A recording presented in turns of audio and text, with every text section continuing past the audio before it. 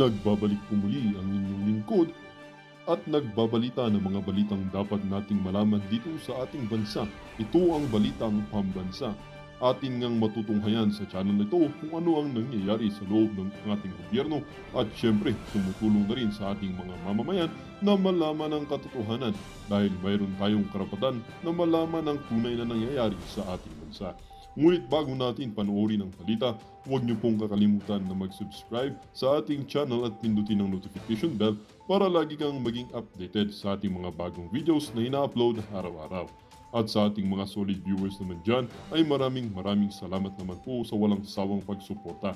At syempre, huwag din pong kakalimutan mag-iwan ng like at i-share ang ating mga videos. At kung mayroon ka naman pang opinion, ang ating comment section ay bukas para sa inyong mga hinaing. Ito na nga mga kaibigan, ating panoorin ang buong video. Salamat po muli and God bless!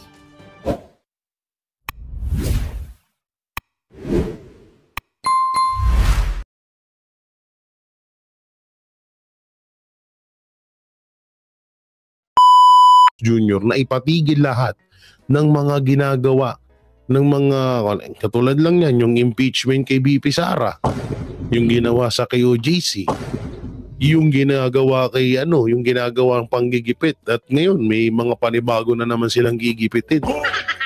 So lahat pala yan kayang-kayang i-stop yan ni Marcos, kaso hindi niya ginagawa dahil gusto niya rin. So dito sa video na to, na-interview namin itong si Congressman Bebot Alvarez, na kung saan ay ang ganda ng mga tinanong namin dito sa kanya, at nabanggit nga dito, kasi nga tinanong ko ho dito, ang gwapo ko pa naman dito, tinanong ko ho dito na kung yung kaso ba na maisasampa kay Martin Romualdez about ho doon sa mga blanco doon sa BICAM, tawag dito, kung yun ba ay kapag naisampa na, ay pwede na ba ikaka-impeach ni Tambaluslus? So kaagad naman pinasangka, kasi kung maalala ho natin si Bebot Alvarez ay dati po yung House Speaker. Kaya alam na alam niya po yung mga pwede talagang mangyari. So eto, panoorin po natin yung video. Meron kasi tayong importanteng makakapanayam ngayon, kaya magbalita na tayo patungkol dito, Coach Oli. Nagtungo sa Ombudsman ngayong Lunes ang ilang abogado para kasuhan ang isang mataas na opisyal ng gobyerno, si MJ Mondihar, sa report. Hi, Speaker! Itutong-tawa talaga ako dito. Hindi ako makamove on. Hi, Speaker! Ang lakas din mong asar nitong mga Okay, panoorin natin. Nasa Ombudsman araw ng Lunes, February 10, ang ilang abogado para magsampa ng reklamo. Ang kakasuhan, si House Speaker Martin Romualdez sa issue ng umunoy insertion sa 2025 national budget. Ayon sa complainants, nilabag raw nila Speaker Romualdez, Majority Leader Manuel Dalipe at House Budget Leaders na sina Zaldi Co at Stella Kimbo ang falsification of legislative documents. Idinagdag din ang kasong graft. Nagugat ang reklamo sa issue ng blank item sa 2025 BICAM report ng Pambansang Pondo ngayong taon. Issue na una in-expose sa dating Pangulo Rodrigo Duterte. Ayon kay dating House Speaker Bebot Alvarez, binilang nila kung magkano ang inilagay sa blank items sa 2025 GAA. Marami yung blanco na yon.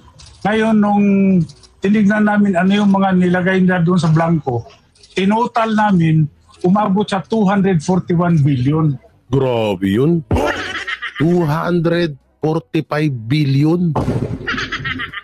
Or 41 billion. Tangin, ang dami ng matutulungan ng mga kababayan natin nun. Tapos napunta lang sa bulsa nila. Ang tindi nyo. Mga baboy talaga kayo. Gago! Habang nagpa-file sa loob ng Ombudsman, ito naman ang sigaw ng mga nagrally laban sa mga kinasuhan. Para naman sa Citizens Crime Watch na isa sa mga nagreklamo, umabot sa 12 counts ng falsification of legislative documents at graft ang kadalang isinampa. Well, kaya po 12 counts yan, ay 12 times po nilang pinunuan yung mga blanks. Yun po ang inapprove ng BICAM ay 0, nakalagay 0. dapat po yun pagdating sa Pangulo, zero din. Hindi pwedeng palitan yun unless may typographical error, maling spelling, maling formatting, or misspelling. Yun lang po ang kailangan o wrong grammar. Hindi po pwedeng ilagay yung zero, gawin mong 90 billion or 80 billion o kahit 10,000 pesos po. Hindi nyo pwedeng gawin yun kahit piso nga basta zero. So 12 times po namin nabilang na meron pong ganong insertion, yung singit. Oo. Kung ano pa dito, ganun na nga yung nangyari, bakit pinirmahan pa ng Pangulo? Gago! Yun isa sa pinakamasama dito Yun na nga yung nangyari. Parang hindi naman bobo siguro si Marcos. Bangag lang yan, oo. Pero hindi naman siguro bobo yan. Alam niya naman na may ganun doon. Ba't ka pa pinirmahan? Yun yung pinaka-buisit dito. Iginagalang naman ng Kamara ang paghahain ng reklamo sa Ombudsman. Yan. Etong mga to mamaya, panoorin natin to. May iba tayong video dyan. Dahil sa umunay insertion sa 2025 national budget. Samantala, pagkakabilanggo mula 6 na taon at 1 buwan hanggang 15 taon at perpetual disqualifications paghawak ng posisyon sa gobyerno ang parusa sa kaso. Ayon sa grupo, hindi diversionary tactic ang reklamo kasunod ng pagkaka-impeach ni VP Sara Duterte sa Kamara. Wala rin daw kinalaman si dating Pangulo Rodrigo Duterte sa inihaing kaso. Ayaw nilang pag-usapan yan dahil sigurado swak na swak sila sa yung kaso. Kaya sila ang gumawa ng diversionary tactic. Gumawa sila ng issue na matatabunan itong iskandalo sa budget ng 2025. Mensahe naman nila sa Ombudsman, gusto lang namin patas yung laban on the merits. Tingnan nila yung reklamo namin. Kung may merits naman, ay pwedeng isampas sa Sandigan Bayan. Kung walang merits, edi i-dismiss. Walang problema yon. Basta decision on the merits. Yun? para sa Diyos at sa Pilipinas kung mahal. MJ Mondiha, SMNI News. At makakasama po natin ngayon ang pinakamatikas na representative ng 1st District ng Davao del Norte, si dating Speaker Pantaleon Bebot Alvarez. Magandang gabi po, Kong. Ay, magandang gabi sa inyo mga banateros at magandang gabi sa lahat po ng mga sumusubaybay sa inyong programa. Nako po, mainit na mainit po. Kung etong inyo pong pagsasampa ng kaso at ito po ay binibigyan ng mali siya na ito daw ay diversionary tactic. Ano pong masasabi nyo? Bagamat nasagot nyo na kanina, kasi ang sinasabi nila, ang tagal-tagal nyo na daw itong pinag-uusapan, pero bakit ngayon lang daw kayo nagsampa ng kaso? At pangalawang tanong, attorney and congressman, initially ang plano nyo po ay isampa po ito sa RTC ng Quezon City. Bakit po nagbago, attorney and congressman? Dahil po unang-una, kaya po matagal kami nakapag-file. Dahil talagang pinag-aralan namin kung mayroong basehan o wala. At yung maganda. Diba? Ayun yung maganda, hindi katulad nung iba dyan na basta lang file, basta lang sampa ng kaso, na hindi man lang muna nila pinag-aaralan. Kaya tuloy, katulad ni Abante, yung kung ano lang pinagsasabing batas. Hindi naman po kami tuwadkom na Tuwadkum. Ang sagot pangalan. Tuwadkum. kahit walang basehan, tira lang ng tira. Ngayon po, bakit po sa ombudsman natin ito isinampa, sir? Ang original na plano is sa RTC. Ganito kasi, sa kaso na to, especially itong sa violation ng Anti-Graft and Practices Act, ay primary and concurrent yung jurisdiction ng ombudsman at saka ng RTC. Ngayon, dinais naming mag-file sa ombudsman dahil ito yung mayroong primary jurisdiction. Alam niyo ito pasok tong kaso na to na isinampa kay Martin Romualdez na sana ay wag lang, paano ba natin ni-deliver yung salita na yun? Wag lang siya, wag lang masilaw ang or matakot ang ombudsman sa mga Malamang kay Martin Romualdez. Dahil alam naman natin ngayon kapag medyo hindi mo sila nasusunod, may kalalagyan ka. Baka mamaya yung ombudsman, hindi naman sa pagbibintang, baka may mga tinatago din. So sana maging patas nga itong pag-iimbestiga rito. Coach Oli, may additional question ka? Etong meron po kayong binanggit kong na sabi ninyo wala pong galaw o walang gagawin itong mga congressman o itong BICAM nang walang kumpas ni Speaker. Totoo po yan. Kasi naging speaker din ako noon. Wala hong nangyayari sa Kongreso, lalong-lalo na sa House of Representatives, kapag walang pahintulot ang Speaker of the House. So yun ang linaw nun. Halimbawa, yung about sa impeachment, about sa pagpirma ng mga congressman sa impeachment kay BP Sara Duterte, about sa mga pinapatawag ng mga vlogger, about sa pag-contempt dito sa kay General Grijaldo, kay Attorney Lopez. Lahat talagang nagmumula yan at may kumpas talaga. Kailangan magkaroon muna ng kautusan galing sa speaker at yun naman yung gagawin ng mga congressman. At napakaliwanag ho niyan, ha. Baka hindi niyo pa po narinig. O yung mga ulupong ng mga trolls diyan. Baka hindi niyo pa narinig, mga yudipunggol kayo. Gago! Okay, tuloy. Idugtong ko lang po dito, Kong, no? Kasi may binanggit before si BP Sara di umano na ang may hawak ng pera ng buong Pilipinas ay 2 tao lang. Si Speaker at saka si Kong Saldico. Accurate po yan. So, ibig sabihin, kung lahat ng galawan dyan at yung pera ay hawak ng dalawa, is it safe to say na itong mga pumirma na sa impeachment ni BP Sara ay kumpas din, possibly, ni Speaker or baka kasama pa ang Presidente? Malamang 200% tama ka dyan. Yun, So, ibig sabihin nga, yung nangyaring impeachment kay BP Sara, ano lang yan parang ganito lang yan. Kung yung mga congressman ay hindi kikilos ng walang kumpas ng speaker at yung speaker naman hindi rin kikilos ng walang kumpas ng presidente.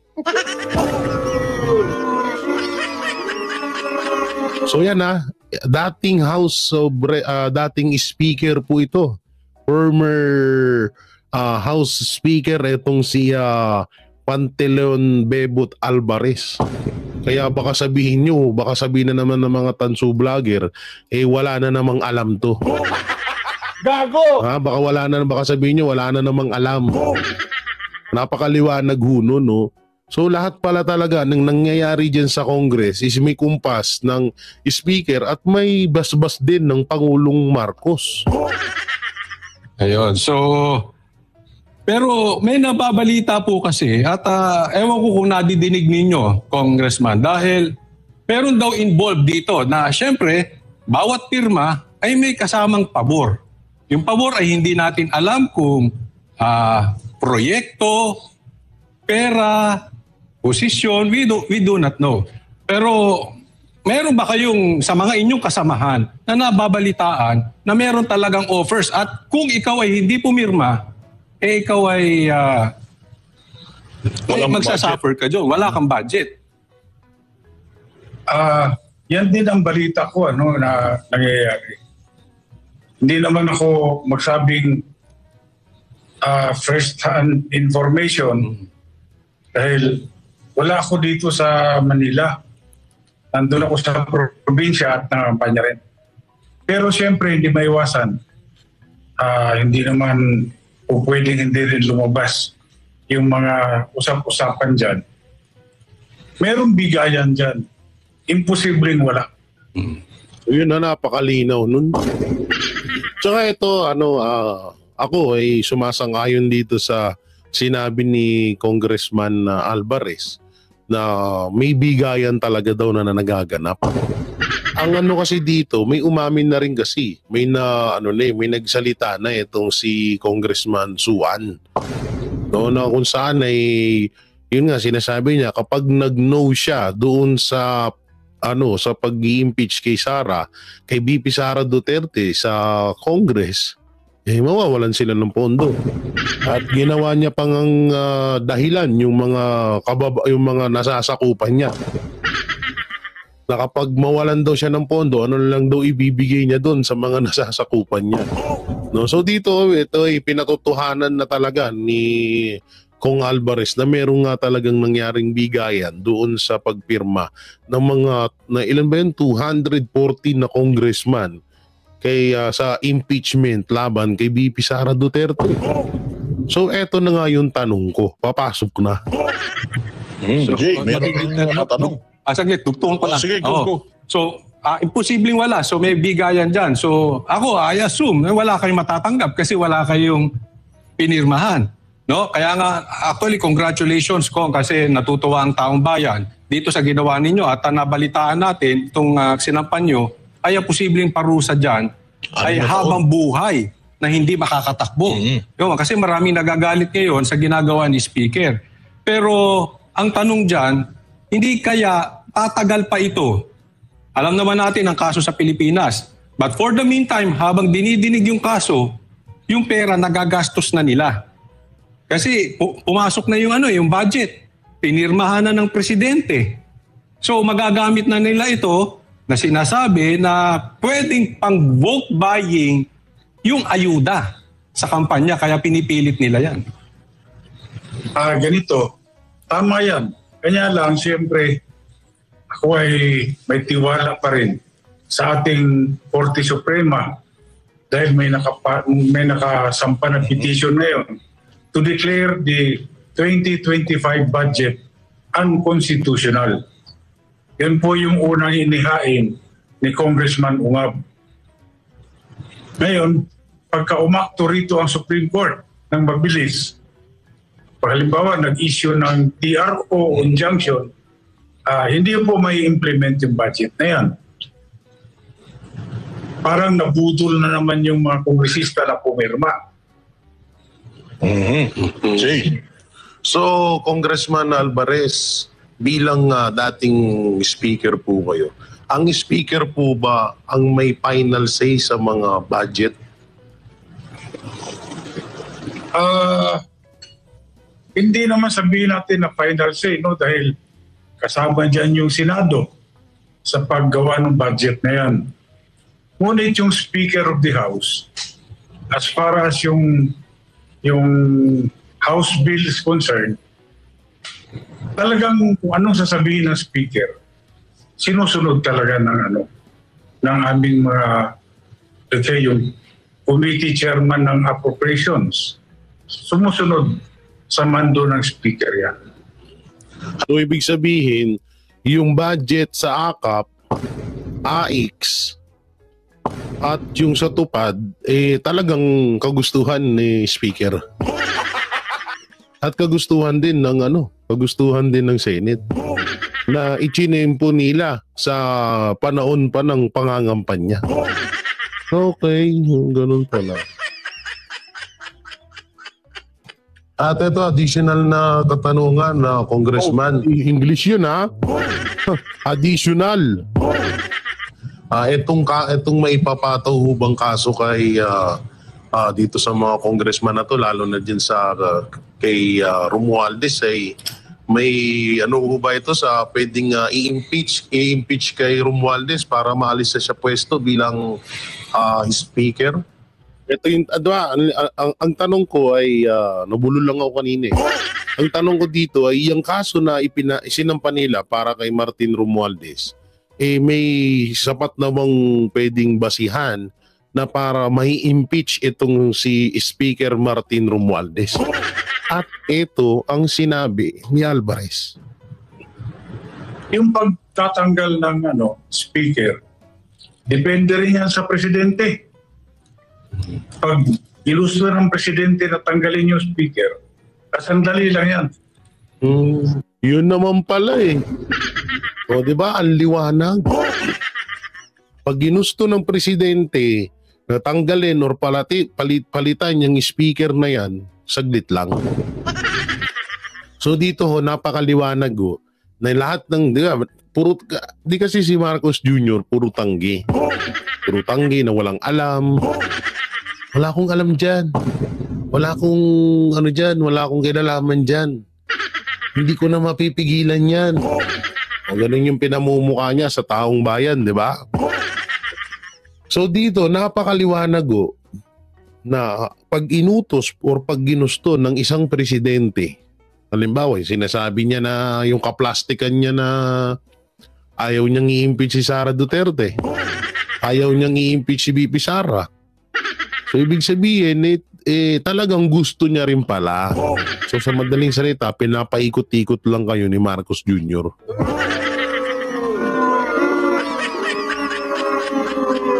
Ang liwanag ho. Ang liwanag na sinabi ni Congressman Alvarez, pag ginusto ng presidente, antimano, tanggal ang House Speaker. So ibig sabihin, kung doon sa pagtanggal nga, basic lang pala sa presidente yon, what if pa sa impeachment? Diba? So kung yung speaker nga, pwede niyang tanggalin, pwede niyang i-impeach. Alam ko ba't impeach ba tawag doon? Tama ba talaga yung tinanong ko? Mukhang nagduda rin ako doon. Impeach ba tawag doon? Sige, ganun na. Basta tanggalin, ganun. So kaya rin pala ni Bongbong Marcos na pigilan yung nangyari sa KOJC. At lahat na nangyayari ngayon, katulad niyan, yung hearing na paulit-ulit sa AJK, sa ICC, yung pagpapa-contempt ng mga police, general, ng mga congress, ng mga congressman, pati yung panggigipit sa mga vlogger, kayang-kaya palang lutasin lahat ni Marcos yan para walang gulo. So talagang lumalabas ho dito na talagang tinotolerate ni Marcos Jr. kung anong ginagawa ng mga congressman.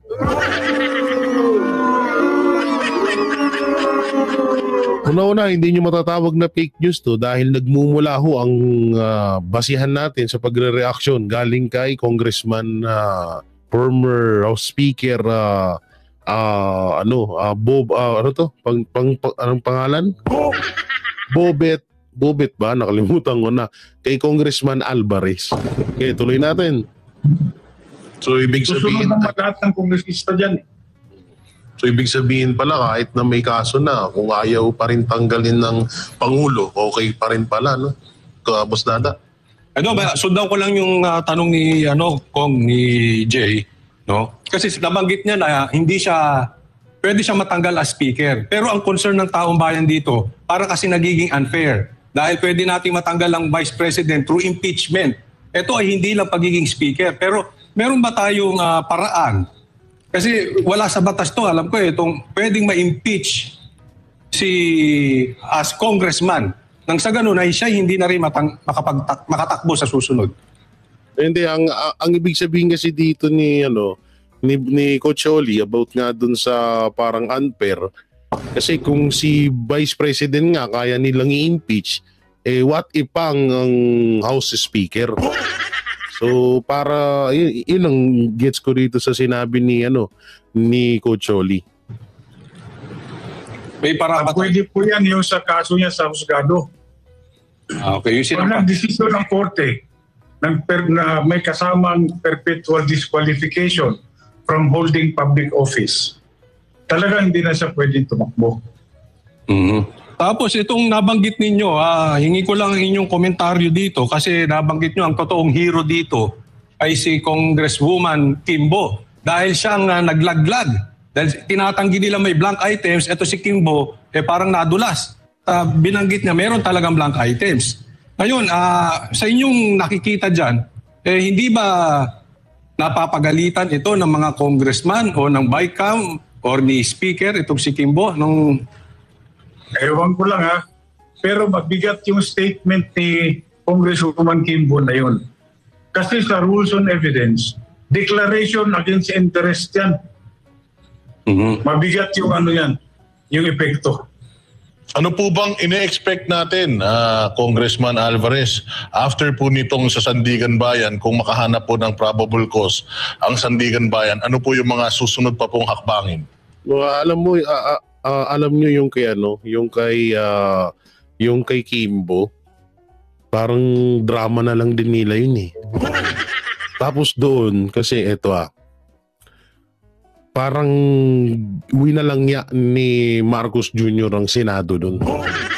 Alam naman ni Marcos Jr. na i-deny or tinanggi ng mga senador na may blanco doon.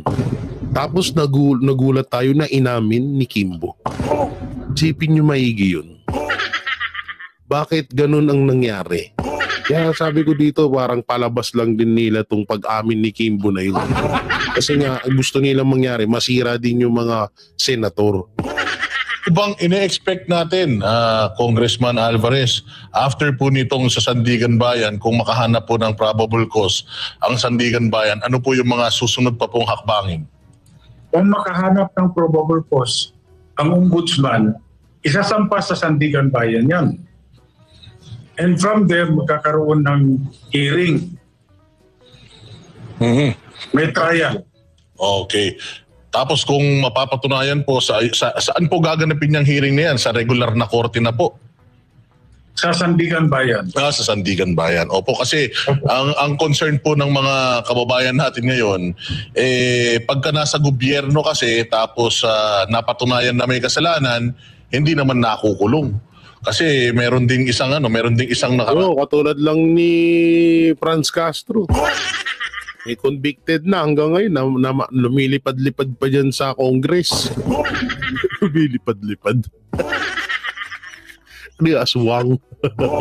Ang lang na dinesisyonan ang I think ang ombudsman din, ano po, yung kay dating mayor ng Quezon City.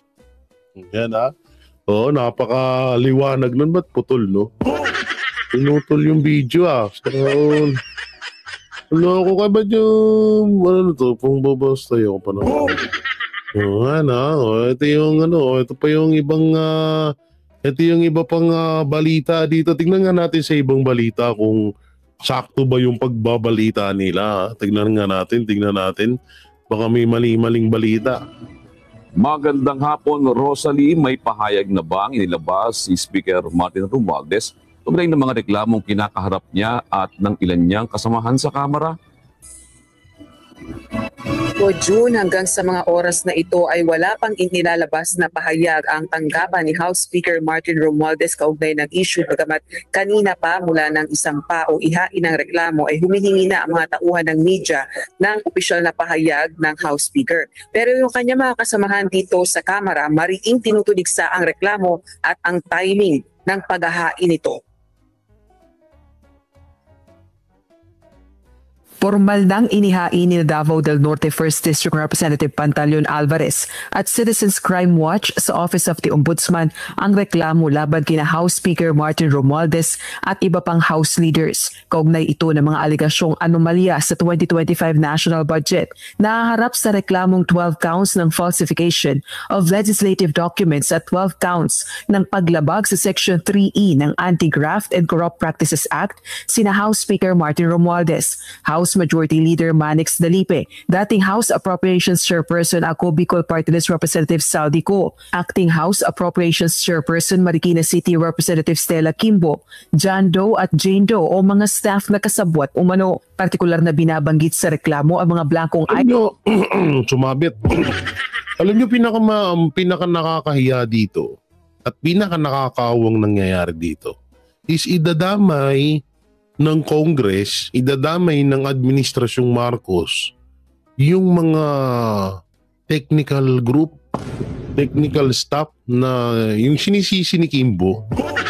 Katulad niyan kanina, tinanong ho natin yan kay Alvarez na na tawag dito, na pangkaraniwan lang daw empleyado yung mga yun. So anong mangyayari dito? Halimbawa, nakasuhan dahil napatunayan nga na yun nga ang may problema. So kawawa naman yung mga yun. Ang tanong pa dito, alam na pala nilang may problema, ba't pinirmahan ng Pangulo?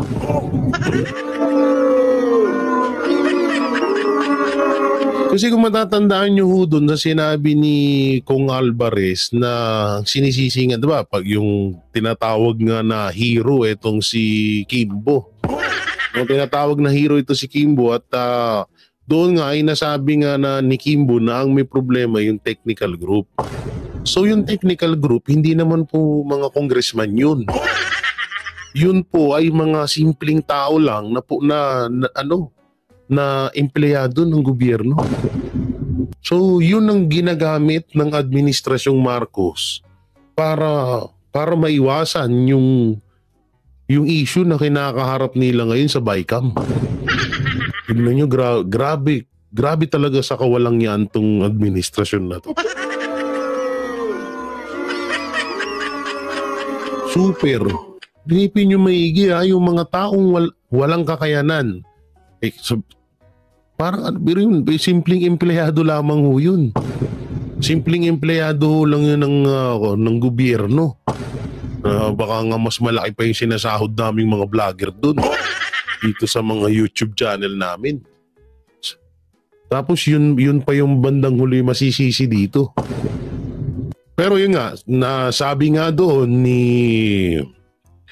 di ko lang matandaan kung si Boss Dada o si Coach Oli na pwede naman na mga bayad na yung mga yun. So kahit na binayaran yun, hindi ba nila naisip na sila yung madidiin dito?